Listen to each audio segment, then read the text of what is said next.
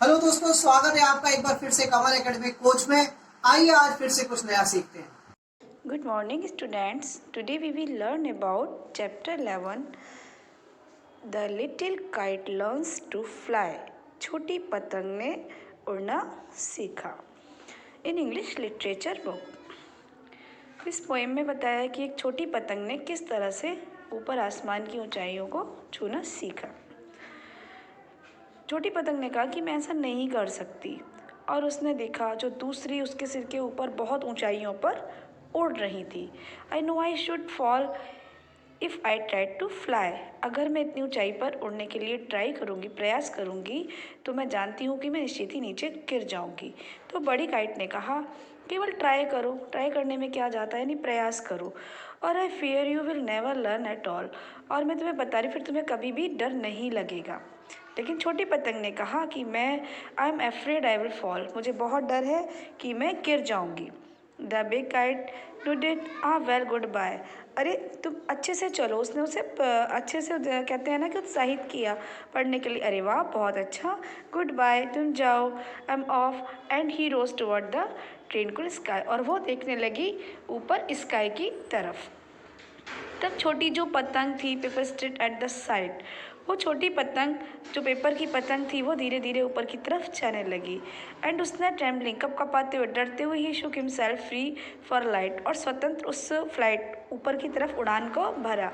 First swirling and frightened, पहली बार में उसे थोड़ी कपकपाहट महसूस हुई और डर हुआ, और लेकिन उसने अपने अंदर उत्तेजना को नहीं खोया। अब धीरे धीरे और ऊपर, ही रोज थ्रू द एयर अलोन, ऊपर हवा अकेली, जिस तरफ हवा अकेले चल रही थी। Till the big kite looking down could see the little one rising steadily. तो वो छोटी जो पतंग थी वो धीमे धीमे ऊपर की तरफ उठ रही थी। Then how the little kite thrill with pride.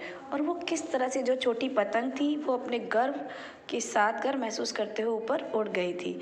ऐसी sail with the big kite side by side, और उसे बड़ी पतंगों के द्वारा भेजा जा रहा था, कभी एक तरफ कभी दूसरी तरफ।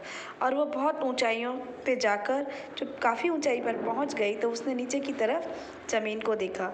तो और जो बॉयज़ थे वो उसे बिल्कुल ऐसा लग रहा था जैसे बहुत छोटे छोटे स्पॉट्स हों, क्योंकि जब हम कभी ज़्यादा ऊंचाई पर पहुंच जाते हैं तो हमें नीचे वाले लोग बहुत छोटे नज़र आते हैं। मूविंग ग्राउंड, और ऐसा लग रहा था वो एक घेरे में खड़े हुए हैं। They rested high in the quiet air. उसने रेस्ट किया ऊंचाई, जब वो बहुत ऊंचाई पर पहुंच गई और वहाँ बिल्कुल शांत हवा थी तो उसने वहाँ जाके आराम किया।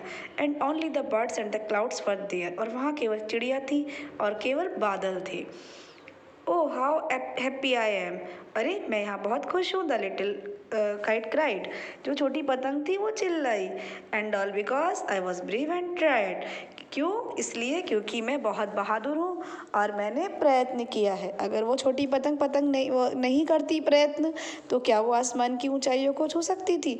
नेवर, कभी नहीं। तो बड़ी पतंग ने उसका सब पूरा सपोर्ट किया उसको ऊपर भेजने का, और उसने ऊपर जाकर अपने आप को गर्व महसूस किया। तो what is the moral of the story? आप इसने इससे क्या सीखा? कि हमें भी प्रयासरत रहना चाहिए जीवन में, कितनी भी कठिनाई आए, कितना भी डर लगे, लेकिन हमेशा आपको आगे बढ़ते जाना है और जल्दी ही आपको भी आसमान की बुलंदियों को छूना है।